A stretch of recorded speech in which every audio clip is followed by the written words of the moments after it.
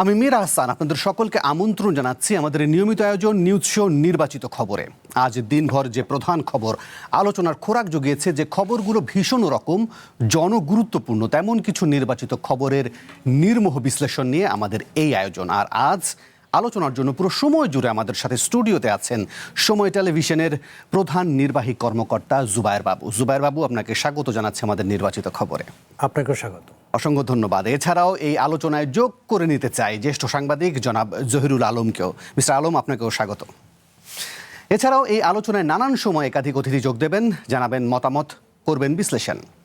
6 মাস পূর্ণ করল বিএনপি সরকার। এই 180 দিনে যেমন সামাজিক নিরাপত্তা, কৃষি, শিক্ষা, স্বাস্থ্য, কর্মসংস্থান, প্রবাসী কল্যাণ, পরিবেশ, নাগরিক সেবা সহ নানান বিষয়ে আশাব্যঞ্জক উদ্যোগ ও কর্মসূচি শুরু হয়েছে, তেমনি রাষ্ট্র সংস্কার, দ্রব্যমূল্য নিয়ন্ত্রণ, বিদ্যুৎ জ্বালানি সরবরাহ, মানুষের প্রতিদিনের জীবন ঘনিষ্ঠ সমস্যার দ্রুত সমাধান আর আইন শৃঙ্খলা পরিস্থিতি নিয়ন্ত্রণের মতো বড় বড় রাজনৈতিক অঙ্গীকার পূরণেও ঘাটতি দেখা গেছে।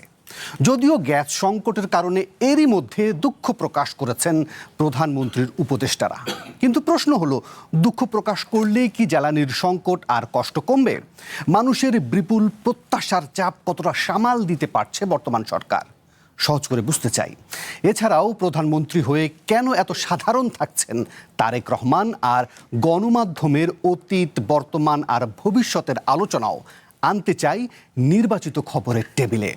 বিএনপি সরকারের 180 দিন কেমন গেল তা নিয়ে কথা বলেছেন সরকারের 5 উপদেষ্টা, 1 মন্ত্রী।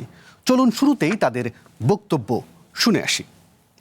আমাদের নির্বাচিত সরকারের সময় নতজন পররাষ্ট্রনীতির অবসান হয়েছে, যখন কিছুদিন আগে সরকারের পক্ষ থেকে একটি বিশেষ কারণে জোরালো ভাষায় ক্ষুব্ধ প্রতিবাদ করা হয়েছে। কারণ আমরা বিশ্বাস করি বাংলাদেশের অভ্যন্তরীণ বিষয়ে কারো কোনো হস্তক্ষেপের ক্ষমতা নাই। এই জুলাই জাতীয় সনদে এই কথাগুলি স্পষ্ট লেখা আছে যে যারাই যে বিষয়ে কোনো নোট অফ ডিসেন্ট দিয়েছে, এটা যদি তারা তাদের নির্বাচনী ইশতেহারে উল্লেখ করে জনগণের ম্যান্ডেটের জন্য পেশ করে, আর তারা জনগণের ম্যান্ডেট পায়, তাহলে তারা সেই অনুযায়ী বাস্তবায়ন করবে। এটা সকলের দস্তখত আছে। মাননীয় প্রধানমন্ত্রীর নির্দেশে আমরা অংশীদারদের সঙ্গে বৈঠক করার উদ্যোগ নিয়েছি এবং অংশীদারদের সঙ্গে বৈঠকের কাজও আমরা প্রায় শেষ করে নিয়ে এসেছি। এখন আমরা ওয়ার্কিং গ্রুপ করব, তারা একটা ন্যাশনাল অ্যাকশন প্ল্যানের ড্রাফট তৈরি করবেন, দেন আমরা এটা সরকার ক্যাবিনেটের কাছে উপস্থাপন করব। আমরা খুব শীঘ্রই জনপ্রশাসন সংস্কারের জন্য আনুষ্ঠানিকভাবে একটা কমিশন করতে যাচ্ছি, সেটা আপনার শীঘ্রই দেখতে পাবেন। সো ওই নোট অফ ডিসেন্ট বাদ দিয়ে জুলাই সনদে আর যা যা আছে সবকিছু বিএনপি বাস্তবায়ন করবে। এর মধ্যে একটা বড় আলোচনা হচ্ছে সংবিধান সংশোধন নিয়ে। আপনারা জানেন এটার জন্য একটা কমিটি তৈরি করা হয়েছে, ওইটার প্রথম বৈঠক হয়েছে এবং এটা চলমান থাকবে। ওই জায়গার জন্য কোয়ালিফাইড কিনা, তার কোনো একটা ভালো বিশ্ববিদ্যালয় বা ভালো শিক্ষা প্রতিষ্ঠান, আলমা মাটার যেটাই বলি না কেন, সেখান থেকে তার ডিগ্রি আছে। মার্কিন যুক্তরাষ্ট্রে বা ইংল্যান্ডে বা ইউরোপের আরো অনেক দেশে পুলিশ কমিশনার পর্যন্ত পলিটিক্যালি।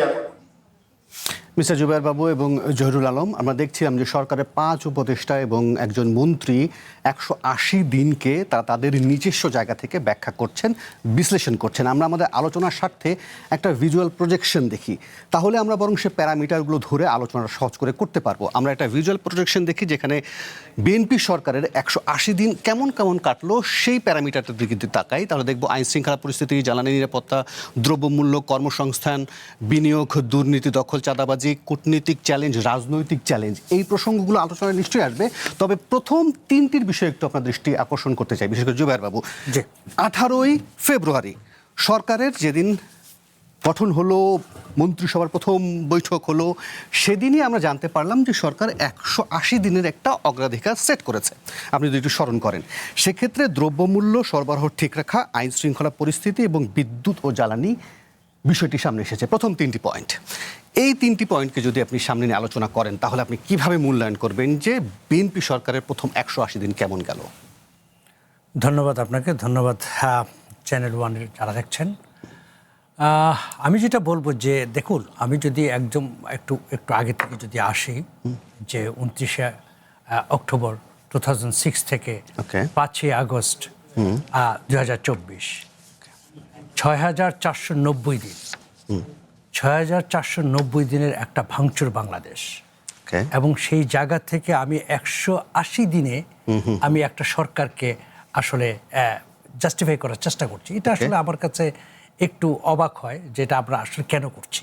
ওকে, আমি যদি আর একটু লাইনটা ক্লিয়ার করি, সেখানে বলা হয়েছিল যে পরিস্থিতি মানুষকে সহনীয় করা বা সহায়ক যে পরিবেশটা থাকবে এই 6 মাসে, সেটা যাতে মানুষের সহনীয় থাকে, সেই জায়গাতে আলোচনা করি। সেটা কি হয়নি? আপনার কি হয়েছে মনে হয়? কিনা? আপনার কি মনে হয়? ঠিক আছে, আমি কয়েকটা জায়গাতে বলি আপনাকে। দেখুন, প্রথম যেই ব্যাপারটি ছিল সেটা হচ্ছে আপনার ভবিষ্যৎ হোক নিরাপদ, বিনিয়োগ হোক বিশ্বস্ত, আর আমার পছন্দ সল্ট বে। ওয়েলকাম টু সল্ট বে। শৃঙ্খলার কথা বলেছেন। ওকে, আইন শৃঙ্খলাতে আপনি যদি দেখেন যে আমরা কিন্তু 5 আগস্টের পরে এরপরে দীর্ঘ সময় পর্যন্ত কিন্তু মানে নির্বাচনের তফসিল ঘোষণার আগ পর্যন্ত কিন্তু আমরা এক ধরনের মবের রাজত্ব দেখেছি। ওকে, ঠিক আছে, এবং কত হাজার মব সৃষ্টি হয়েছে বাংলাদেশে এটা কিন্তু আমরা জানি না। মানে যখনই কোনো রাস্তাঘাটে যে কোনো জায়গায় যে কোনো মুহূর্তে যে কোনো জায়গায় যে কোনো ব্যক্তি আক্রান্ত হতে পারে মবের দ্বারা, Okay. এরকম একটা সিচুয়েশন ছিল। সেই জায়গা থেকে কিন্তু এখন কিন্তু আমরা যথেষ্ট ভালো অবস্থানে চলে এসেছি। আমি বলছি না যে মব একদম বন্ধ হয়ে গেছে, কারণ এই মব কালচারটার সাথে কিন্তু বিশেষ কিছু রাজনৈতিক উদ্দেশ্য জড়িত। ওকে, তো যতক্ষণ পর্যন্ত এটার সাথে রাজনৈতিক উদ্দেশ্য জড়িত থাকবে, এটাকে কিন্তু আমরা যদি চাইলেও আমরা সহজে এটা বন্ধ করতে পারবো না, যতক্ষণ রাজনৈতিক সদিচ্ছা না থাকবে। ওকে, আচ্ছা, এরপরে আসি আপনার দ্রব্যমূল্যের কথা। দেখুন, দ্রব্যমূল্যের বিষয়টা এখানে দুটা পয়েন্ট আছে আমি যেটা মনে করি। জ্বালানি নিরাপত্তা, দ্রব্যমূল্য, এগুলো কিন্তু খুব কাছাকাছি বিষয়গুলো। কেন আমি বলি যে আপনি জানেন যে এই বিএনপি সরকার ক্ষমতায় আসার সাথে সাথেই কিন্তু একটা ওয়ার্ল্ডের একটা পরিস্থিতি তৈরি হলো, সেটা হচ্ছে যুদ্ধ। ওকে, এই যুদ্ধটি কিন্তু আমাদের দেখে শুধু আমাদের বাংলাদেশে না, আপনি যদি চিন্তা করেন সারা ওয়ার্ল্ডের কথা যদি চিন্তা করেন এবং সেই ওয়ার্ল্ডের সাথে যদি আপনি তুলনা করেন যে বাংলাদেশের দ্রব্যমূল্যের কী অবস্থা, সেই হিসেবে তাহলে আপনি বুঝতে পারবেন যে আমরা আসলে কতটা ভালো আছি। ওকে, যেমন আমি একটা যদি আমি শুধু দেই যে জ্বালানি তেলের কথা বলছেন, তো সেখানে পেট্রোলের দাম আমি গত কয়েকদিন আগে শুনলাম যে ইংল্যান্ডে 2 পাউন্ড পার লিটার মানে পার হয়ে গেছে অলরেডি। তো এই যেখানে আমরা কিন্তু তার কিছুদিন আগেও আমরা কিন্তু 1 পাউন্ড 30 পেন্স মানুষ মানে পেট্রোল কিনেছে, সেখানে 2 পাউন্ড মানে 70 পেন্স বেড়েছে। 70 পেন্স মানে হচ্ছে যে মোর দেন 120 টাকা। তো এই যে আপনি যদি প্রতিটা জায়গায় প্রতিটা দেশের হিসাবটা নেন, আমরা বাংলাদেশের কথা বলবো কেন, এটা একটা সারা বিশ্বের সমস্যা। মানে এই সমস্যা তো আমাদের একার না। সুতরাং সেই দিক থেকে যদি আপনি চিন্তা করেন, আমি মনে করি এই সরকার আসার পর থেকে দ্রব্যমূল্য যথেষ্ট ভালো অবস্থানে আছে, এই আপনার জ্বালানি নিরাপত্তা না থাকা সত্ত্বেও। ওকে, জুবাইর ভাই, এই জায়গা থেকে ধরেন আমরা নানান সময় এই যুক্তরাজ্য, ইউরোপিয়ান কান্ট্রিগুলোর উদাহরণ আমরা সামনে টানি, ফলে অনেকে এই প্রশ্নটাও তোলে যে সেখানকার মানুষের জীবনযাত্রার মান, সেখানকার মানুষের মাথাপিছু আয়, তাদের লিভিং স্ট্যান্ডার্ড কোন জায়গায় আর আমাদের লিভিং স্ট্যান্ডার্ড কোন জায়গায়, ফলে তাদের একটু বাড়ার আমাদের বাড়ার মধ্যে একটু না, এটা আপনার একদম ভুল ধারণা। ওকে, ওখানে কিন্তু ধরেন মনে করেন ওইখানে যখন একটা দ্রব্যের যখন 5 পেনি বেড়ে যায়, সেটা ওখানে প্রান্তিক লেভেলে কিন্তু টাচ করে। ওকে, প্রতিটা জিনিসের, এবং বিশেষ করে পেট্রোল ইজ ভেরি ইম্পর্ট্যান্ট, কারণ পেট্রোলের সাথে জড়িত হচ্ছে আপনার জ্বালানির উপরে জড়িত হচ্ছে টোটাল আপনার ইনফ্রাস্ট্রাকচার, সব কিছু এটার সাথে জড়িত, সব কিছুর দাম বেড়ে যাচ্ছে। এবং একটা মানুষ যেখানে সে সপ্তাহে তার 100 পাউন্ড ছিল বাজারের খরচ, সেখানে যদি তার 150 পাউন্ড হয়ে যায়, এই 50 পাউন্ড সে কোত্থেকে আনবে? আপনি প্রান্তিক লেভেলের কথা চিন্তা করেন। ঠিক আছে, সো এটা যে মানে আমাদের দেশেই যে মানুষ কষ্ট করে তা না, কিন্তু ওখানেও কিন্তু আপনার যেটাকে আমরা বিলো দ্য প্রপার্টি যারা আছেন তারা কিন্তু কষ্ট করেন। তো সুতরাং এই জিনিসটা সব জায়গায়, এবং শুধু আমি যদি আপনি বাদ দেন আমেরিকা কিংবা ইউরোপ, আপনি আসেন আমাদের আশেপাশের দেশগুলোতে, আপনি পাকিস্তানের অবস্থা দেখেন, আপনি ইন্ডিয়ার অবস্থা দেখেন, তাইলে তো আপনার তুলনাটা আরো সহজ হয়, তাই না? যে আমরা কাছাকাছি দেশগুলোতে, এবং শ্রীলঙ্কার অবস্থা দেখেন। তো সেই হিসাবে জ্বালানি নিরাপত্তার বিষয়টা আমি মনে করি যে এই সরকার যে অবস্থায় পেয়েছে, সেই জায়গা থেকে আমার মনে হয় এই সরকার ধীরে ধীরে বুঝতে পারছে যে জ্বালানি নিরাপত্তাটা আমাদের আরো বাড়াতে হবে। এবং ইতিমধ্যে অলরেডি ঘোষণা দিয়েছে বোধহয় জ্বালানি নিরাপত্তার বিষয়ে যে সেটা 10 বছরের একটা প্ল্যান সামনে সংসদে দেওয়া হবে। তো আমি একটু জহিরুল আলম তার বিশ্লেষণটা শুনতে চাই। আপনি শুনছিলেন জুবায়ের বাবুর বিশ্লেষণের জায়গায়, আপনার বিশ্লেষণটা কীরকম হবে? কেমন দেখলেন আপনি গত 180 দিন?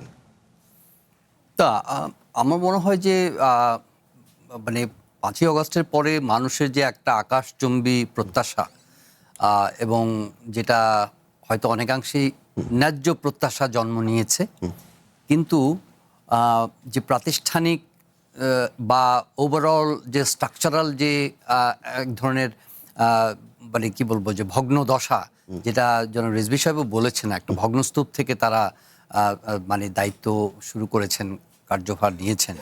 তো সেটা প্রেক্ষিতে যদি বিবেচনা করা হয় তাহলে হয়তো এক ধরনের একটা আলোচনা হবে। আবার এমনিতে ধরেন আমরা একটা সাধারণভাবে 180 ডেজকে যদি দেখি তাহলে আলোচনাটা অন্যরকম হবে। মানে যদি সামগ্রিকভাবে আপনি মানে কি বলবো যে প্রাতিষ্ঠানিক যে ডেটেরিয়েশন হয়েছে, বিশেষ করে আইন শৃঙ্খলার পরিস্থিতি আপনি 1 নম্বরে রেখেছেন।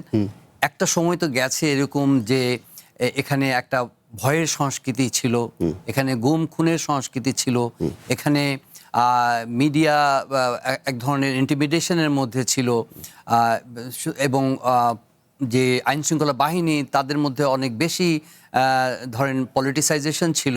তো এই বিষয়গুলো বিবেচনা করলে ওভারনাইট তো সব কিছু বদলে যায়নি। তো সেখানে আপনি হয়তো প্রতিশ্রুতি আছে, আইন শৃঙ্খলা পরিস্থিতি আমরা প্রত্যাশা অনুযায়ী হয়তো সেই জায়গাতে আমরা দেখি নাই, অনেক ডেভিয়েশন হয়েছে, বেশ কিছু জায়গায় আমাদের হতাশার জায়গাও আছে। কিন্তু যদি প্রিভিয়াস মানে বিষয়গুলো বিবেচনায় রাখি তাহলে 180 days is not enough to C a very productive and meaningful change. তো সেখানে ধরেন প্রত্যাশার জায়গা কিন্তু এখনও আছে।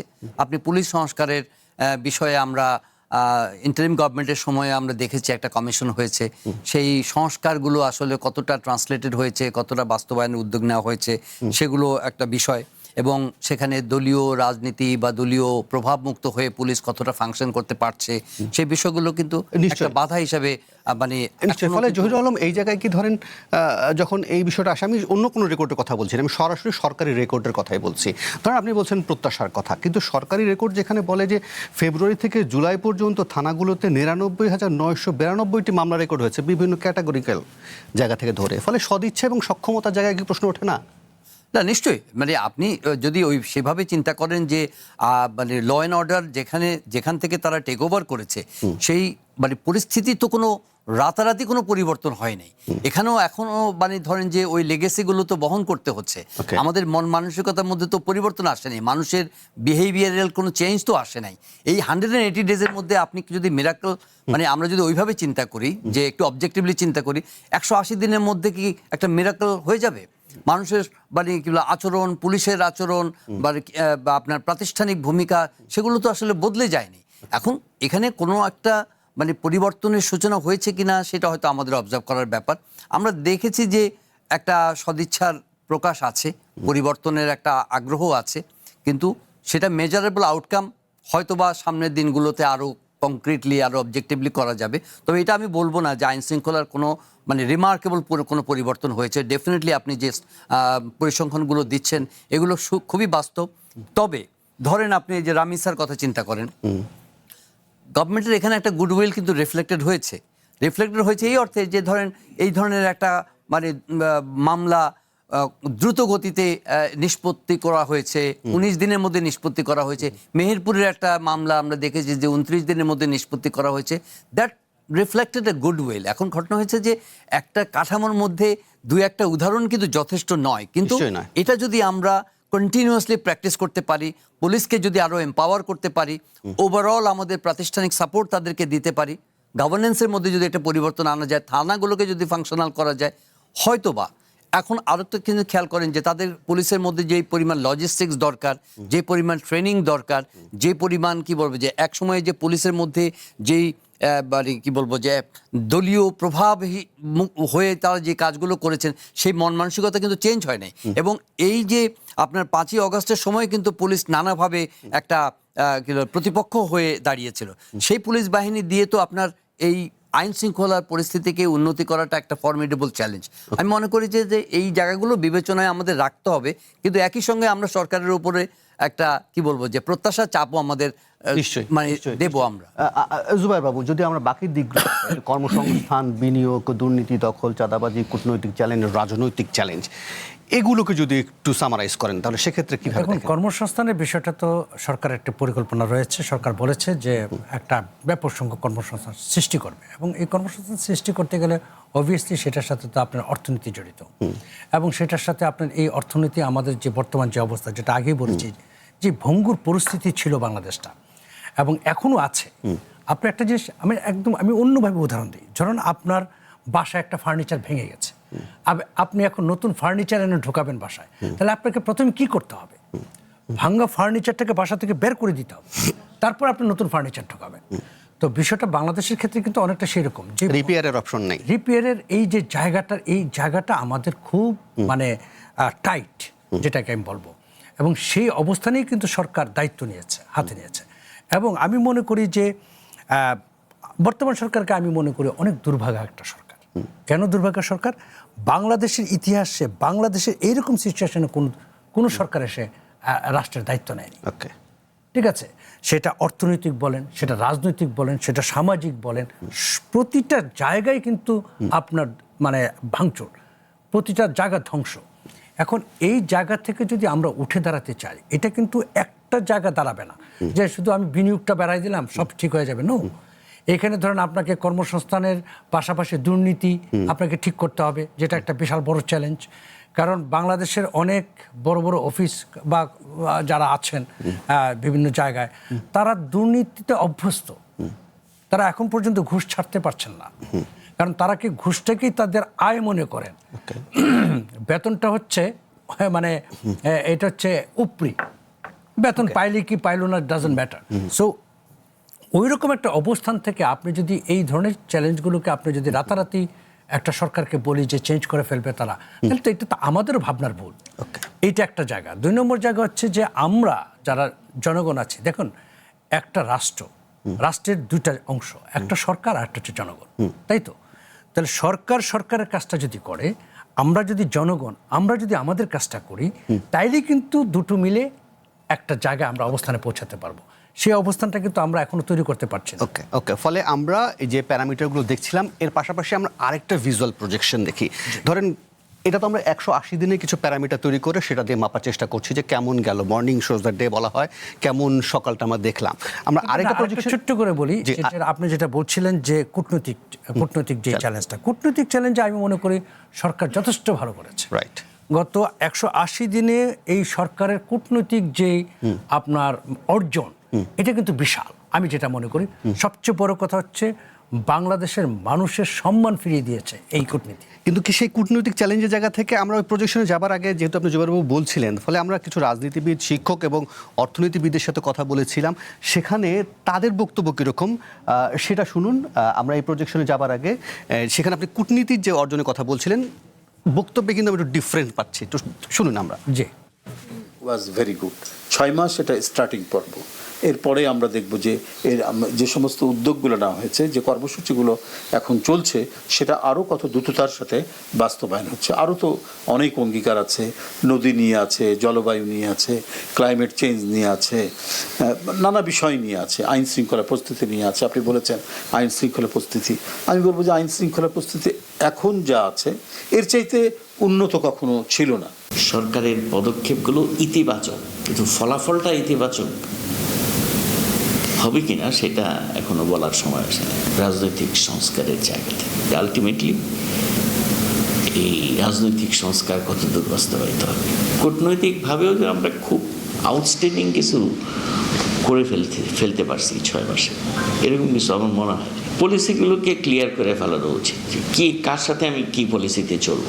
বেশ কিছু পজিটিভ ইতিবাচক মুভ তারা খুব দ্রুত নিয়েছে। বিনিয়োগ বান্ধব করার একটা চেষ্টা করা হয়েছে, কর রেয়াত দেওয়া, এই সমস্ত প্রণোদনা দেওয়া, এগুলো সেটা একটা ভালো পদক্ষেপ। সৃজনশীল অর্থনীতিটাকে কিভাবে আরও উৎসাহিত করা যায়, সেখান থেকে আরও আয় করা যায়, এটার জন্যও কিন্তু তারা ফান্ড রেখেছে।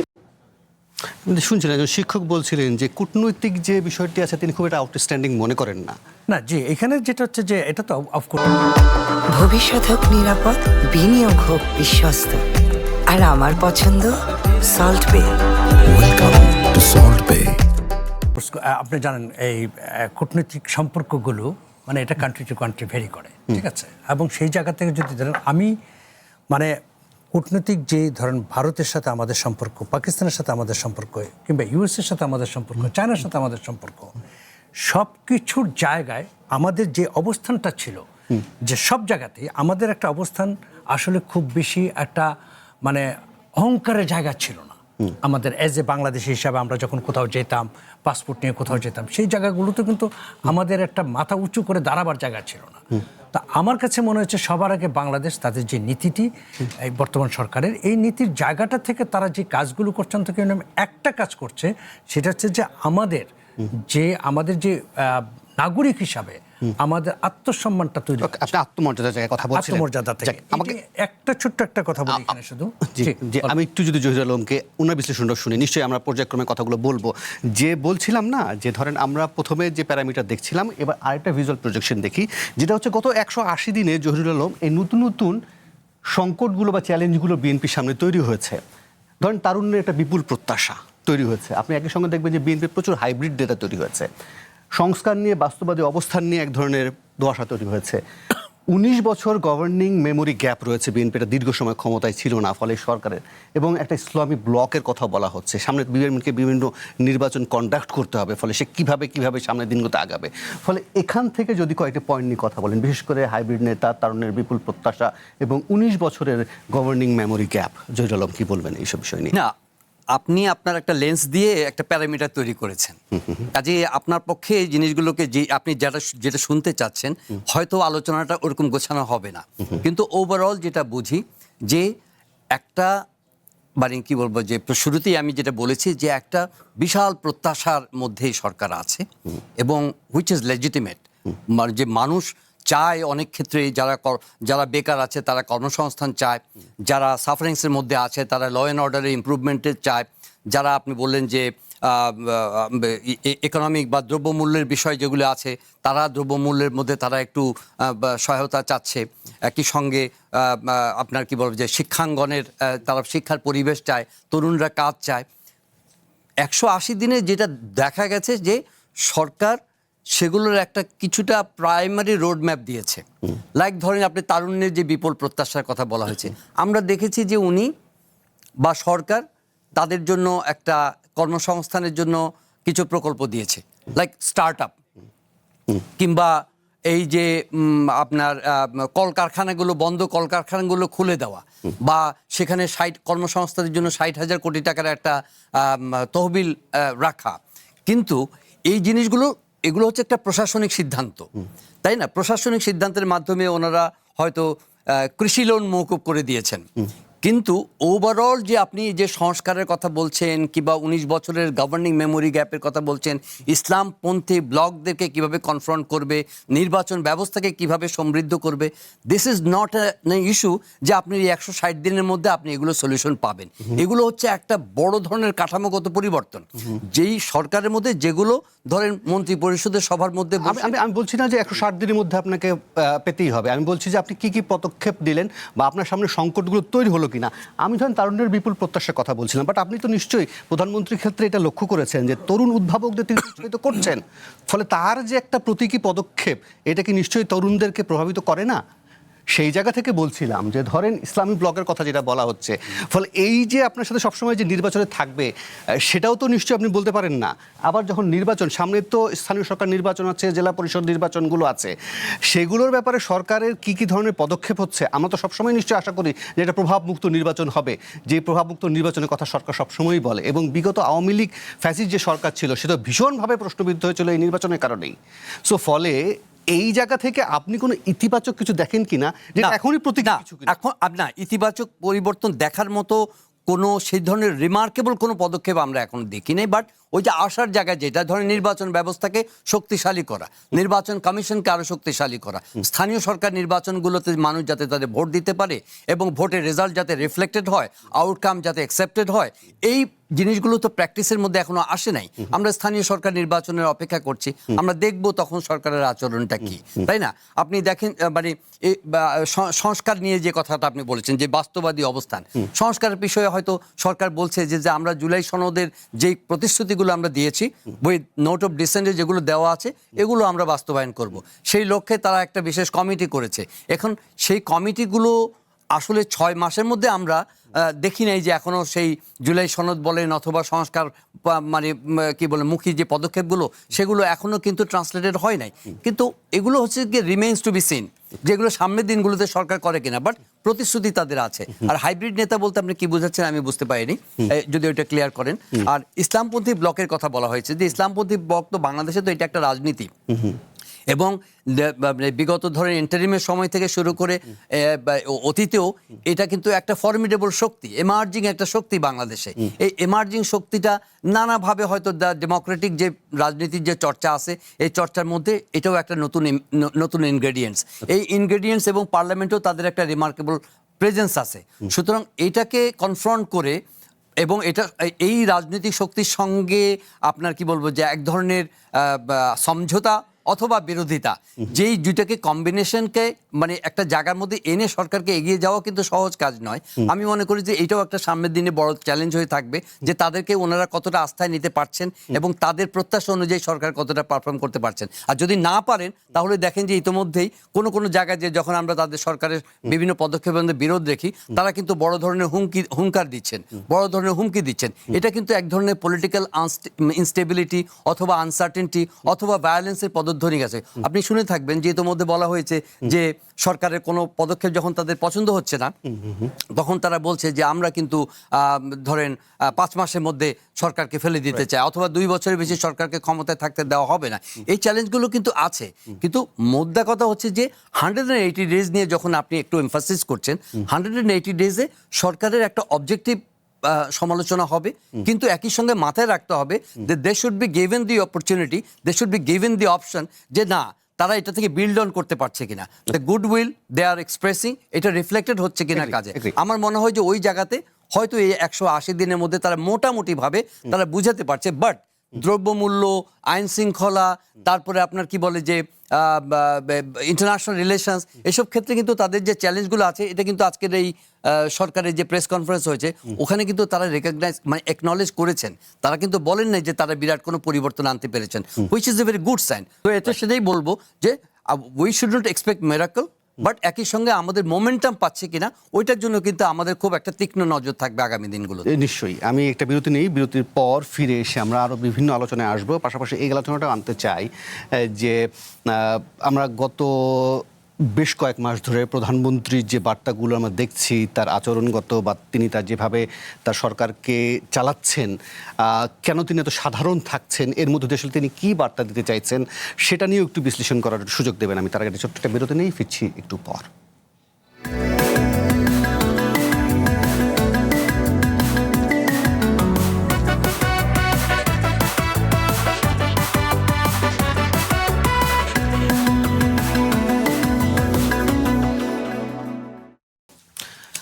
আবার আমন্ত্রণ নির্বাচিত খবরে। আমাদের সাথে আছেন জুবায়ের বাবু, আছেন জহিরুল আলম। আমি পরের বিষয়টিতে যাব, একই বিষয় আসলে।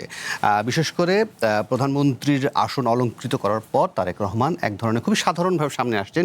কিছু ইতিবাচক পদক্ষেপ গণমাধ্যমের লেন্সে যেটা পাওয়া যাচ্ছে, আমরা একটা প্রতিবেদন দেখি বরং, তাহলে বরং আলোচনা করতে আরও স্পষ্ট বা সুবিধা হবে। কিছু পয়েন্ট দেখি আমরা। কেউ কি কখনো কল্পনা করেছিল দেশের প্রধানমন্ত্রী ঢাকার যানজটে আটকে থাকবেন, সিগন্যাল মেনে সাধারণের মতো গন্তব্যে ছুটবেন? সেটা করে দেখালেন একজন তারেক রহমান। সকলের প্রতি আইন অনুযায়ী যথাবিধি আচরণ করুন। সরকার প্রধানের দায়িত্ব নেওয়ার পর যখন তিনি এই নিয়মের মধ্য দিয়ে পথ চলতে শুরু করলেন, বাঁকা চোখে কেউ বললেন প্রথম এমন অনেক কিছুই হয়, তারপর হয়তো সেই আগের মতোই প্রোটোকল নিয়ে পথ চলতে সবাইকে দাঁড় করিয়ে ছুটবেন প্রধানমন্ত্রী। কিন্তু তারেক রহমান অভ্যাসটা ধরে রাখলেন। সে প্রথম দিন থেকে এখনো সাধারণের মতোই পথ চলেন, সিগন্যালে আটকান, প্রোটোকল ভেঙে পথ চলতি মানুষের সাথে কথা বলেন। এমনটা এর আগে কখনো কি দেখেছে বাংলাদেশ? প্রধানমন্ত্রীর চেনা সংজ্ঞাটাই বদলে দিয়েছেন তারেক রহমান। নিরাপত্তার কড়াকড়িতে খোলসবন্দি হয়ে থাকা, ভিভিআইপি প্রোটোকল নিয়ে বাড়াবাড়ি, এসবের ধার ধারছেন না তারেক রহমান। হয়তো এটাই বোঝাতে চান প্রধানমন্ত্রী চেয়ারে বসা মানুষটি অতিমানব কেউ নন, তিনিও সাধারণ একজন। সেই ছিমছাম ট্রেডমার্ক পোশাক, খোলা মাঠের সভা থেকে রাষ্ট্রীয় অনুষ্ঠান, তারেক রহমানের অভিধানে যেন আড়ম্বর শব্দটি নেই। চেনা ছকের বাইরে বাংলার অচেনা এক প্রধানমন্ত্রী। ঘড়ির কাঁটা ধরে অফিস করেন, যা বদলে দিয়েছে অনেকের অভ্যাস। প্রধানমন্ত্রীর এমন সময়ানুবর্তিতা সরকারের কাজে নিঃসন্দেহে গতি এনেছে। সরকারি কর্মকর্তা কর্মচারীদেরও সময়ানুবর্তী হতে উৎসাহিত করছে। সবার শরীর ভালো আছে তো? সকাল বিকাল তিনি প্রোটোকল ভাঙছেন, নিরাপত্তা বলয় ভেঙে সাধারণের সাথে মিশছেন, মন খুলে কথা বলছেন। একজন প্রধানমন্ত্রীকে ঠিক যতটা কাছে চায় সাধারণ মানুষ, তারেক রহমান ঠিক ততটাই কাছে গেলেন। প্রধানমন্ত্রী ও সাধারণ মানুষের মাঝে থাকা অদৃশ্য সেই সীমারেখাটা মুছে দিলেন। সরকারের 6 মাসের অর্জন আর ব্যর্থতার হিসেব নিকেশ হচ্ছে। বিশ্লেষকরা বলছেন, সরকার পরিচালনার এই সময়ে বিএনপির সবচেয়ে বড় অর্জন প্রধানমন্ত্রীর ইতিবাচক ভাবমূর্তি, যা প্রধানমন্ত্রী হিসেবে তার পূর্বসূরিদের কাছ থেকে তারেক রহমানকে আলাদা করেছে। অতি সাধারণ এই চলাফেরায় নিরাপত্তা শঙ্কা আছে, নিশ্চয়ই সেটা জানেন প্রধানমন্ত্রী। তবুও তিনি মানুষের কাছেই থাকতে চান, মানুষের মাঝে বাঁচতে চান। মনির মিল্লাত, ওয়ান নিউজ, ঢাকা। জুবাইর বাবু, কেন এত সাধারণ থাকছেন? এর মধ্যে কোনো বার্তা আছে? মানে সে বার্তাটা থাকলেও সেটা কি সাধারণ মানুষের প্রতি, নাকি তার মন্ত্রী, এমপি, ক্যাবিনেট এদের প্রতি? না না, আপনার প্রশ্নটাই আমার কাছে যেন কেমন লাগলো। কেন উনি সাধারণ থাকছেন? উনি যা উনি তাই, উনি এরকমই। এবং এইটি হচ্ছে সবচেয়ে আনন্দের, বরং আমরা বলতে পারি যে আমরা সাধারণ মানুষ সবসময় দেখি যে আমি যা আমি তা দেখাই না, আমার ভেতরে এক বাইরে এক, ডুয়েল ফেসেস। উনি ডুয়েল ফেসেস না, উনি একটা ফেস। আমরা বলছি যে তিনি যে প্রোটোকল যেভাবে আসছে, উনি কিন্তু এরকমই। উনি খুব সাধারণ, ওনার জীবনযাত্রা সাধারণ, উনি সাধারণ, উনি যেরকম উনি যেরকম মানুষ উনি সেভাবেই উনি চলছেন। ওনার যেটা ভালো লাগে উনি সেটাই করছেন। এবং একটা জিনিস বুঝতে হবে যে উনি যা বিশ্বাস করেন উনি কিন্তু তাই বলেন। উনি যেটা বিশ্বাস করেন না সেটা কিন্তু উনি বলেন না। সুতরাং এই যে রাজনৈতিক, আমরা বলি না যে রাজনৈতিক মানে একটা সময় কথা হতো যে যে মানে নির্বাচনের আগে সবাই রাজনৈতিক প্রতিশ্রুতি দেয়, যে এগুলো রাজনৈতিক প্রতিশ্রুতি, তার মানে হচ্ছে এগুলো করার দরকার নাই। উনি কিন্তু তা না। উনি যে প্রতিশ্রুতি দিয়েছেন উনি কিন্তু প্রতিটা জিনিস করেছেন। দেখুন, নির্বাচনের আগে এবং বিশেষ করে আপনি দেখেছেন নির্বাচন আগে যতগুলো উনি সমাবেশ করেছেন, প্রতিটা সমাবেশে উনি যতগুলো প্রতিশ্রুতি দিয়েছেন কিংবা যে ইশতেহারে উনি যা যা বলেছেন প্রতিটা কাজ কিন্তু উনি শুরু করে দিয়েছেন। এমনকি কিছু কিছু কাজ এত দ্রুত করেছেন যা আমরা ধরতেই পারিনি। একদিকে রোজা চলছে, উনি কৃষকের 10,000 টাকা মাফ করে দিয়েছেন। রোজা চলছে, উনি ফ্যামিলি কার্ড চালু করে দিয়েছেন। রোজা চলছে, উনি আপনার কি বলে ইমামদের ভাতা দিয়ে দিয়েছেন। রোজা চলছে, উনি ছাত্রদের জন্য 10 লাখ টাকার যেটা ঋণ দেওয়ার কথা, যে কথাটা সেটা উনি ডিক্লারেশন দিয়েছেন। সো করছেন শুরু, কিন্তু নজরদারি কি করছেন যে ফ্যামিলি কার্ড ঠিক লোকের কাছে গেল কিনা, ভাতা ঠিক গেল কিনা? ওনারা কিন্তু প্রথমে বলেছেন যে প্রথম 6 মাস ওনারা যে প্রজেক্টগুলো করবেন এগুলো সবগুলো কিন্তু পাইলট প্রজেক্ট ছিল। পরবর্তীতে আপনি জানেন যে নির্বাচন যখন ফেব্রুয়ারি আসছে তখন কিন্তু মানে আমাদের অর্থনৈতিক যে বছরটা থাকে জুন পর্যন্ত, তাই তো? জুন থেকে জুলাই পর্যন্ত, তো সেটারও কিন্তু সময় ছিল না। তো সেখানে অর্থের একটা ব্যাপার ছিল। তার পরবর্তীতে ওনারা বাজেট প্রণয়ন করেছেন এবং সেই বাজেটে কিন্তু উনি প্রত্যেকটা বিষয়ে নিয়ে আসছেন। মাত্র জুলাই মাস, একটা মাস গেল। এখন আস্তে আস্তে ধীরে ধীরে কিন্তু এই প্রজেক্টগুলো পাইলট প্রজেক্ট থেকে কিন্তু রিয়েল প্রজেক্টে চলে আসলো সবগুলো। তো এই জায়গাগুলোতে যদি আপনি চিন্তা করে দেখেন যে হ্যাঁ, আপনি বলতে পারেন যে উনি প্রোটোকল কমিয়েছে, এটা নিয়ে আমিও একটু শঙ্কিত। বাংলাদেশের আসলে যে অবস্থা আমরা দেখি, সব কিছু মিলে বাংলাদেশে এখন পর্যন্ত আসলে ওই নিরাপত্তাটা আছে কিনা আমাদের সবার, আর বিশেষ করে ওনার মতো মানুষের নিরাপত্তাটা নিয়ে আমরাও শঙ্কিত। সুতরাং সেই জায়গাতে প্রোটোকল কমিয়েছেন, কারণ উনি আসলে এত প্রোটোকলে হয়তো থাকতে চান না, সে কারণে হয়তো উনি প্রোটোকল কমিয়ে দিয়েছেন। কিন্তু বিষয়টি হচ্ছে যে তারেক রহমানের যে সাধারণ যে ব্যাপারটা, যেটা মানুষ সবচেয়ে বেশি ভালোবাসছে বা পছন্দ করেছে, আপনি দেখেন তারেক রহমানকে নিয়ে কিন্তু এক সময় আমি জানি যে 2000 সাল থেকে কিন্তু এক ধরনের ব্যাপক প্রপাগান্ডা ছড়িয়েছিল। ব্যাপক ধরনের, এবং সেটা এক ধরনের বলা যেতে পিআর এজেন্সির মতো করেই কিন্তু পুরো কাজটা করা হয়েছিল। এবং সেই জায়গা থেকে কিন্তু দীর্ঘ প্রায় 25 বছরই অলমোস্ট বলা যেতে পারে যে ওনার নামে কিন্তু নানান ধরনের প্রপাগান্ডা ছড়িয়েছে।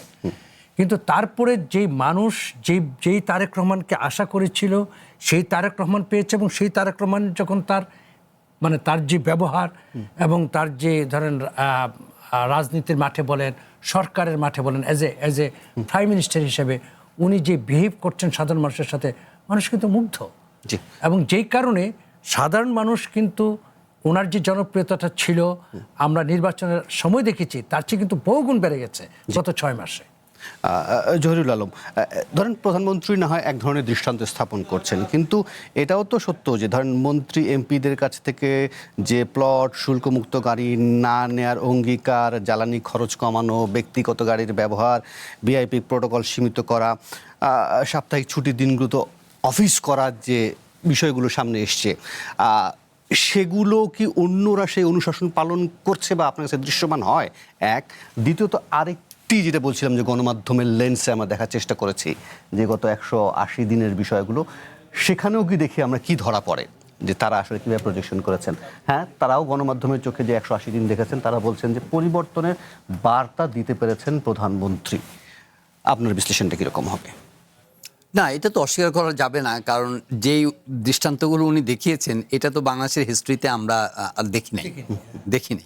সুতরাং ওইটা যদি আপনি ওনার একেবারে কট্টর সমালোচককেও জিজ্ঞাসা করেন, তবুও উনি কিন্তু মানে হেজিটেট করবেন না এটা স্বীকার করতে যে প্রাইম মিনিস্টার একদমই ডাউন টু আর্থ। ওনার ইতোমধ্যে উনি সরকারের পারফরমেন্স নিয়ে অনেক আলোচনা হতে পারে, কিন্তু ব্যক্তি প্রধানমন্ত্রী আমার মনে হয় যে একটা গ্লোবাল এক্সাম্পল সেট করে ফেলেছেন ইতিমধ্যে ওনার আচরণের দিক থেকে, ওনার মানে কর্মস্পৃহার দিক থেকে, ওনার মানুষের সঙ্গে কানেক্টিভিটির দিক থেকে। আমার তো মনে হয় যে কোনো ওরকম রিমার্কেবল মানে কি বলবো যে জরিপ হয়েছে কিনা যায় না, কিন্তু মানে 90% অ্যাপ্রুভাল আমার তো মনে হয় এই মুহূর্তে ওনার পার্সোনাল অ্যাপ্রুভাল যদি আপনি ধরেন তাহলে 90% অ্যাপ্রুভাল পাবেন ওনার জন্য, যে মানুষ বলবে যে না, প্রাইম মিনিস্টার ইজ ডুইং, মানে he is working রিলেন্টলেসলি and is doing the right thing ব্যক্তি প্রধানমন্ত্রী হিসেবে। তো সুতরাং এটা আমাদের জন্য একটা নতুন এক্সপিরিয়েন্স বাংলাদেশের জন্য, এবং এতটা আমরা আসলে কি বলবো যে ডিজার্ভ করি কিনা আমাদের দেশে, যেটা আপনি যে বাবু ভাই যেটা বললেন যে ওনার সিকিউরিটি নিয়ে কনসার্ন আছে, হুইচ ইজ লেজিটিমেট। আসলে বাংলাদেশের যে বাস্তবতা, সেই বাস্তবতার মধ্যে ওনার এই সদিচ্ছাগুলো, ওনার যে এক্সাম্পলসগুলো, এগুলো আসলে কতটা আমরা ট্রান্সলেট করছি আমাদের ব্যক্তি জীবনে কাজের মধ্য দিয়ে। ধরেন উনি ঠিক 9টার মধ্যে অফিসে যাচ্ছেন, আমরা শুনছি যে সচিবালয়ে লিফটের সামনে এখন সকালবেলা লাইন ধরে সবাই টাইমলি উঠার চেষ্টা করেন, অনেকে লিফটে জায়গা না পেলে সিঁড়ি দিয়ে উঠে যাচ্ছেন যাতে করে ওই এক্সাম্পলটা ফলো করার জন্য। কিন্তু এটা সামগ্রিকভাবে এটা ট্রান্সলেট হয়েছে কিনা আমার জানা নাই, কিন্তু যদি হয় তাহলে ভালো। উনি বাচ্চাদেরকে আপনার কি বলে যে স্টেডিয়ামে প্লাস্টিকের বর্জ্য পরিষ্কার করছেন, উনি রাতের বেলায় গাড়ি ড্রাইভ করে শহরের আবর্জনা পরিষ্কার হচ্ছে কিনা সেটা তদারকি করছেন। তো এগুলো কিন্তু আমরা কখনো এক্সপিরিয়েন্স করিনি। তো সেদিক থেকে আমি বলবো যে না, he is doing excellent thing ওনার দিক থেকে ব্যক্তিগতভাবে। কিন্তু আপনার প্রশ্ন হচ্ছে যে তার মন্ত্রিসভার লোকরা কিংবা প্রশাসনের শীর্ষ নির্বাহী যারা আছেন তারা এটা ফলো করছেন কিনা। কিছু যে করেন নাই তা কিন্তু না, বেশ কয়েকজন প্রতিমন্ত্রী, বেশ কয়েকজন উপদেষ্টা তারা কিন্তু সরকারি গাড়ি নেন নাই, তারা কিন্তু জ্বালানি নিচ্ছেন না, অনেকে কিন্তু এরকম আছেন। আবার উনি আবার নির্দেশ দিয়ে অনেককে কিন্তু আপনার এই যে পুলিশ প্রোটোকল যেটা এসকর্ট সেটা কিন্তু বন্ধ করেছেন কয়েকজন ছাড়া। তো চেষ্টা করছেন, আপনি খেয়াল করে দেখবেন যে বাজেটের পরে যে একটা লাঞ্চ বা ডিনার হওয়ার কথা, সেটা কিন্তু এটাও একটা প্রতীকী। কিন্তু ধরেন একটা খানা উনি বন্ধ করেছেন, কিন্তু খানাটা বন্ধ করার অর্থ এই না যে ওই টাকাটা বিরাট টাকা সেভ করা হয়েছে।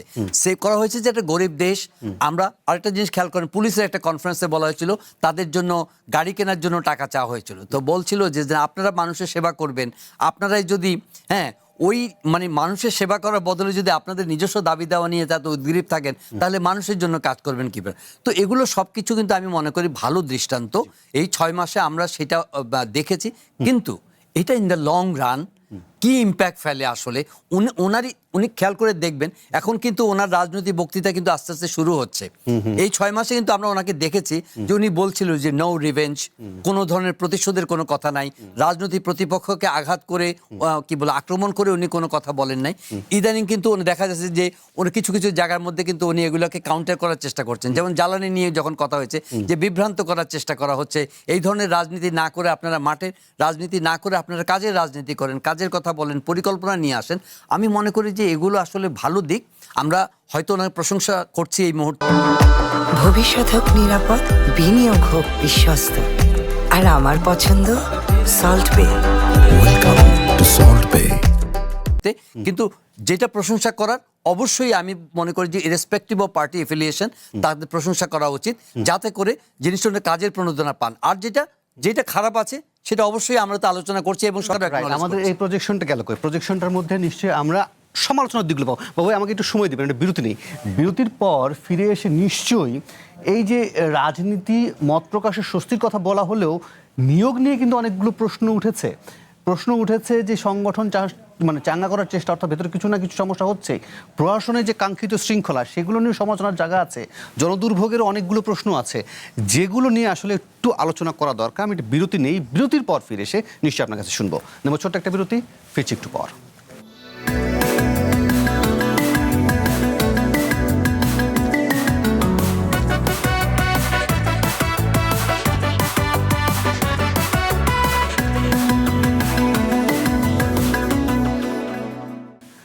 আবার আমন্ত্রণ। নির্বাচিত খবরে আছেন জুবায়ের বাবু, আছেন জহিরুল আলম। জুবায়ের বাবু, যে প্রশ্নটি আনতে চাই আপনার সামনে, যে গণমাধ্যমের লেন্সে আমরা যেটা দেখছিলাম সেখানে দুটি বিষয় খুব জোরে এসছে। একটা তো আসছে যে বিএনপি কি আসলে সরকারের সাথে মিশে যাচ্ছে কিনা, মানে দল এবং সরকার একাকার হয়ে যাচ্ছে কিনা, এবং একই সঙ্গে নিয়োগ নিয়ে বেশ কিছু প্রশ্ন উঠেছে, সে বিষয়ে কি? জি ধন্যবাদ আপনাকে। আমি প্রথমে একটু আপনার আগেরটা আসতে চাই, সেটা হচ্ছে যে পরিবর্তনের বার্তা। আপনি যে কথাটি বলেছেন, পরিবর্তনের বার্তাটি কিন্তু খুবই গুরুত্বপূর্ণ। আমি যেটি মনে করি যে এই সরকার আসার পরেই কিন্তু একটা বার্তা দিয়েছেন, পরিবর্তন হবে, পরিবর্তন করবেন। এবং যেখানে মাননীয় প্রধানমন্ত্রী উনি নিজে কিন্তু সবচেয়ে আগে পরিবর্তিত হয়েছে বা পরিবর্তনটা দেখিয়েছে। এবং আমার কাছে যেটা মনে হয় অনেক সময় যে উনি যে পরিবর্তনের বার্তাটা দিচ্ছেন ওনার প্রতিদিনের কাজে, ওনার কর্মকাণ্ডে, ওনার আপনার পলিসিতে, কিন্তু আমার কাছে মনে হচ্ছে যে ওনার সাথে যারা কাজ করছেন বা মন্ত্রী পরিষদ থেকে আরম্ভ করা অনেকেই হয়তো সেটা মানে ডিকোড করতে পারছে না। আচ্ছা, মানে উনি এনকোড করছেন কিন্তু তারা ডিকোড করতে পারছে না, এটা আমার কাছে মনে হয়। সুতরাং সেই জায়গাতে পরিবর্তনের বার্তাটা হয়তো বা উনি যতভাবে দিচ্ছেন, যেভাবে দিচ্ছেন, সেই বার্তাগুলো সব জায়গায় পৌঁছাচ্ছে না, এটা আমার কাছে। যারা ডিকোড করতে পারবে না তারা সেখানে কি রিসাফল হয়ে যাবে নাকি? এটা তো হওয়া উচিত আমার দৃষ্টিতে। সময় এসে গেছে। হ্যাঁ, না, এটা যে কোনো সময় আপনি যখন একটা জায়গায় যখন আপনি পারছেন না, আপনি যে জায়গায় পারবেন সেখানে যান। এটাই তো পৃথিবীর নিয়ম, তাই না? আপনার এত অন্য একটা বিষয়ে স্কিল্ড আছে, আপনি সেই বিষয়ে যাবেন। আমার স্কিল্ড আছে এই বিষয়ে, আমি সেই বিষয়ে যাব। এটাই তো পৃথিবীতে হয়ে আসছে আসলে। আর আপনি যেটি কথা বলছিলেন যে মত প্রকাশের স্বস্তির ব্যাপারটা, দেখেন আমি নিজেও একটা মিডিয়া চালাই, আপনি মিডিয়ায় বসে আছেন এবং উনি একটা মিডিয়াতে আছেন। গত 6 মাসে 180 দিনে আমরা কিন্তু কোনো রকম আমি পাইনি, উনি পেয়েছেন কিনা আমি জানি না, কারো ফোন যে এই সংবাদটা দেওয়া যাবে না বা এই সংবাদটা একটু বন্ধ রাখেন বা এইরকম এই ধরনের কিন্তু কোনো রকম আমরা কিন্তু পাইনি। তার মানে হচ্ছে আমি যদি না পেয়ে থাকি তাহলে আমি মনে করি যে অনেকেই পায় না। আমি অনেকের সাথে কথা বলি, আমরা ফ্যাসিস্ট আমলের সময় শুনতাম যে কেউই পায় না, কিন্তু সবাই এক ধরনের নিজস্ব সেলফ সেন্সরশিপ তৈরি করে। সেন্সরশিপ ডিফারেন্ট, কিন্তু কথা হচ্ছে আগে শুনতাম যে ডিজিএফআই হ্যান ত্যান নানান ধরনের অনেক কি বলে সরকারি এজেন্ট, তারা কিন্তু আপনাকে প্রতিনিয়ত কোনটা যাবে কি যাবে না, বা ইভেন অনেক টেলিভিশনে বসে থাকার মতো ঘটনা ঘটেছে। সেই জায়গা থেকে কিন্তু আমরা পুরোপুরি বেরিয়ে আসছি। তার মানে হচ্ছে মত প্রকাশের যে একটা স্বস্তি আসছে, তাতে কিন্তু দেখা যায় শুধু গণমাধ্যমে না, ইভেন যারা রাজনীতি করেন তারা যেই ধরনের কথাবার্তা বলেন, এই ধরনের কথাবার্তার 100 ভাগের 1 ভাগ যদি গত 17 বছরে বলতে পারতো তাহলে কিন্তু বাংলাদেশে কর্মীদের মধ্যে 5ই আগস্ট হতো না। কর্মীদের মধ্যে স্বস্তি এসেছে, মানে গণমাধ্যম কর্মীদের মধ্যে। গণমাধ্যমের কর্মীদের ভিতরে দেখুন, আপনি একটা জিনিস চিন্তা করতে পারেন, 17 বছরের এই ধ্বংস কিন্তু সব জায়গায়। গণমাধ্যম কিন্তু তার বাইরে ছিল? নিশ্চয়ই না। গণমাধ্যমও বাইরে ছিল না। এই গণমাধ্যমেই কিন্তু কিছু কিছু মানুষের জন্য গণ অদমে পরিণত হয়েছিল, হয়নি? এই গণমাধ্যম কিন্তু ইভেন 5ই আগস্ট পর্যন্ত, 5ই আগস্টের ইভেন দুপুর 2টা পর্যন্ত অনেক গণমাধ্যম এই যারা আন্দোলন করেছে তাদেরকে সন্ত্রাসী বলেছে, বলে নাই? সো আমরা গণমাধ্যমে যারা কাজ করেছি তারাও তো অনেক অনেক ধরনের কাজ করেছি।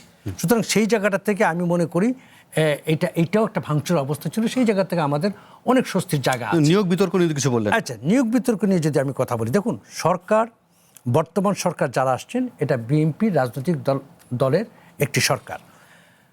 আমেরিকার মতো দেশে আপনি দেখেন, যখন নতুন প্রেসিডেন্ট হয় সাথে সাথে 18,000 ফেডারেল জব চেঞ্জ হয়ে যায়, 18,000 মানুষের চাকরি একদিনে চলে যায়, 1,55,000 মানুষের জব চলে যায় হচ্ছে যে তারা যে 2টা মাস নেয়, সময় নেয় আপনার ক্ষমতা হস্তান্তরের, এই 2 মাসের ভিতরে পুরো কারণটা কি? কারণ হচ্ছে যে আপনি যখন সরকার চালাবেন, সরকারের অনেকগুলো পদ আছে, যে পদগুলো কিন্তু রাজনৈতিক বিবেচনায় কিছু মানুষ থাকতে হয়। কারণ আমি তো আমার মতো করে চালাবো, অর্থাৎ আমি আমার পলিসি যাকে দিয়ে পারবো, মানে যে করতে পারবে তাকেই তো আমি আমি রাখবো সেই জায়গাটাতে। ওকে, তো সেই জায়গাতে যখন বাংলাদেশে কিছু কিছু পদ যেগুলো ধরেন মনে করেন সরকারের প্রয়োজন, সেখানে তো তার মতাদর্শের কিংবা তার সাথে মত যায়, তাদেরকে নেবে। তাহলে তো আপনি বিএনপি সরকার বলবেন না। এখন যদি বিএনপি সরকার সব জায়গায় বিএনপির তামাক বসিয়ে দেয়, তাহলে তার বিএনপি সরকার জামাতের সরকার হয়ে গেল। তাহলে জুবায়ের বাবু, তাহলে বিএনপির 31 দফার মধ্যে মেধা, সততা, দক্ষতা, সৃজনশীলতা, অভিজ্ঞতা, প্রশিক্ষণ, বেসামরিক সামরিক নিয়োগ, বদলি, পদোন্নতি, এগুলো কি তাহলে? অফকোর্স সেই জায়গাতে 900.99% তাই হবে।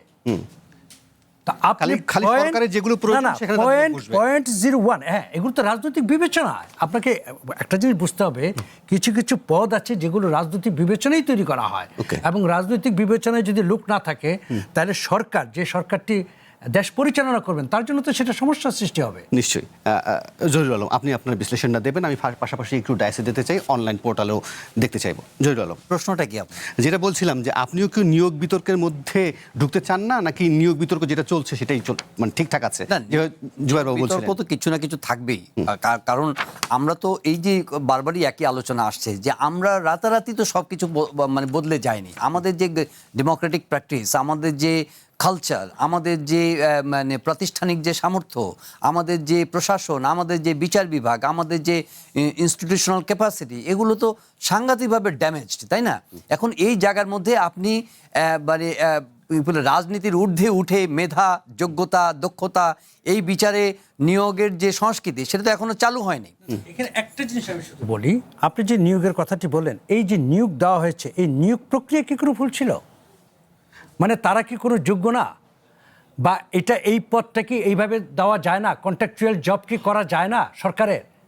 সরকার তো কন্ট্রাকচুয়াল জব দিতে পারে। যেটা উঠেছে যে দলীয় বিবেচনায়, দলীয় আনুগত্যের ভিত্তিতে, না দলীয় বিশ্ববিদ্যালয় থেকে শুরু করে সব জায়গায় এই নিয়োগের বিষয়গুলো, না দলীয় বিবেচনা একদিনে 10টা ভিসি নিয়োগ হয়ে গেছে। না, আমি মনে করি দলীয় বিবেচনা অবশ্যই করতে হবে, যেহেতু বিএনপি সরকার। তাহলে পার্থক্য কি হলো? না, আমি বলছি আপনাকে, বিএনপি সরকার তার পলিসি প্রণয়নে, তার পলিসিটাকে ঠিক রাখার জন্য, মাঠে কাজ করার জন্য, সেখানে কিন্তু তার কিছু কিছু পদ আছে যেগুলো কিন্তু পদ তৈরি আছে, যেগুলো দলীয় বিবেচনায় দেওয়ার জন্য। এটা সারা বিশ্বের প্রতিটা দেশে আছে, বাংলাদেশে কেন? জি, আমি একটু অনলাইন পোর্টালগুলো দেখি, তাহলে অতীতের সাথে আমার এখনকার পার্থক্য করতে পারি কিনা আমি জানি না। প্রথম আলো বলছে অর্থ বছরের সময়কাল পরিবর্তন, নতুন সময় 1 এপ্রিল থেকে 31 মার্চ, দুদকের নতুন চেয়ারম্যান বিচারপতি AKM আসাদুজ্জামান। এইটা তারা রিপোর্ট করেছে। নিজ দলের এমপির বিরুদ্ধে উপজেলা বিএনপির সংবাদ সম্মেলন, সাংগঠনিক ব্যবস্থা নেয়ার দাবি। নিজেদের মধ্যে যে খবরগুলো এসছে, তারেক রহমানের ভারত সফরের জন্য কঠিন শর্ত দিয়েছে বাংলাদেশ। যদি জহিরুল আলম একটু মন্তব্য করতেন ছোট্ট করে, যে ভারতীয় গণমাধ্যমে একটা খবর প্রকাশ করেছে যে তারেক রহমানের ভারত সফরের জন্য কঠিন শর্ত দিয়েছে, সম্ভবত শেখ হাসিনার যে রেড লাইন টেনে দিয়েছে। এটা ভারতের জন্য কঠিন, কিন্তু বাংলাদেশের জন্য তো এটাই স্বাভাবিক, তাই না? ভারত কঠিন হবে কারণ তারা শেখ হাসিনাকে আশ্রয় দিয়েছে, শেখ হাসিনাকে তারা হোস্ট করছে, তাকে তার কথা বলার জন্য স্পেস করে দিয়েছে, তাকে প্রেস কনফারেন্স করতে দিয়েছে। সো ফ্রম দেয়ার পার্সপেক্টিভ এটা তো অবশ্যই একটা কঠিন শর্ত। কিন্তু একটা নির্বাচিত সরকার যখন তার নেবারিং কান্ট্রিতে যাবে, অবশ্যই যাবেন, কিন্তু যাওয়ার আগে তো কিছু কিছু বিষয় সম্পর্কে তো একটা কি বলবো যে একটা দিক নির্দেশনা পেতে হবে যে আমরা আমাদের প্রধানমন্ত্রী যদি ভারত সফর করেন, উনি ফিরে এসে এয়ারপোর্টে যখন আপনি জিজ্ঞাসা করবেন যে আপনি কি নিয়ে এসছেন, তখন তো ওনার একটা দৃশ্যমান কিছু ওনাকে বলতে হবে। তো সেই বলাটা কি, সে বলাটার মধ্যে আমরা দেখি এখন যেটা আসছে এক্সট্রাডিশন একটা বড় ব্যাপার, সেটা শেখ হাসিনা বলেন, ওসমান হাদি বলেন, তারপরে আমাদের তিস্তার পানি বলেন, বাণিজ্য বলেন, জ্বালানি বলেন, আমাদের বায়োলেটারাল ট্রেড বলেন, রিজিওনাল সিকিউরিটি বলেন, কানেক্টিভিটি বলেন, কোনো জায়গার মধ্যে তো ওনাকে কিছু একটা পেতে হবে নেবারিং কান্ট্রির সঙ্গে। আমরা তো আমাদের এন্ড থেকে আমাদের জেস্টাররা দেখাচ্ছি, আমরা তো যেতে চাই, কিন্তু যাওয়ার সঙ্গে এটাকে মানে শর্ত হিসাবে না দেখে এটাকে আমি মনে করি যে এক ধরনের কি বলবো যে মানে আলোচনার একটা ক্ষেত্র, যে এইটা ব্যাপারে ভারতকে যদি সদিচ্ছা যদি ভারত দেখাতে না পারে, তাহলে ডেফিনেটলি বাংলাদেশের জন্য অবশ্যই এটা একটা কঠিন সিদ্ধান্ত। আমরা একটা দেখার সুযোগ পাবো। আর দেখি বিবিসি বাংলা তার সর্বশেষ আপডেট কি দিয়েছে। র্যাব বিলুপ্তি করে এসআরবি গঠনের চূড়ান্ত অনুমোদন বাংলাদেশের মন্ত্রিসভায়। র্যাবের তাহলে নাম পরিবর্তন হচ্ছে, ফোর্স হিসেবে তাহলে থেকেই যাচ্ছে, কিন্তু নামটা পরিবর্তন হয়ে যাচ্ছে, পোশাকও কিন্তু পরিবর্তন হয়ে যাচ্ছে। সেটা বোধহয় ওইভাবেও না। দেখুন র্যাব বিলুপ্তির ব্যাপারটা কিন্তু এটা কিন্তু শুধুমাত্র বাংলাদেশ নয়, এটা আন্তর্জাতিকভাবেও কিন্তু আমাদের উপরে একটি প্রেশার ছিল। কারণ র্যাবের যে আচরণ বা র্যাবের যে গত ফ্যাসিস্ট আমলে তাদের যে কি বলা যায় কার্যক্রম, সেই হিসেবে কিন্তু র্যাব এমন একটি সংগঠন ছিল যে সংগঠনটাতে আসলে এখন সরকারের বিলুপ্তি করা ছাড়া গতি নেই। ফলে এটা হওয়াটাই স্বাভাবিক, এটা স্বাভাবিক ছিল। আমাকে ক্ষমা করবেন জুবায়ের বাবু এবং জহিরুল আলম, আমাকে বলা হচ্ছে অনুষ্ঠান শেষ করতে। অসংখ্য ধন্যবাদ, আপনারা এই রাতে আপনাদের মূল্যবান সময় মন্তব্য জানিয়েছিলেন। আর এই ছিল আজকে নির্বাচিত খবরে। কাল আবারও দেখা হবে, সে পর্যন্ত ভালো থাকুন, সুস্থ থাকুন, শুভরাত্রি।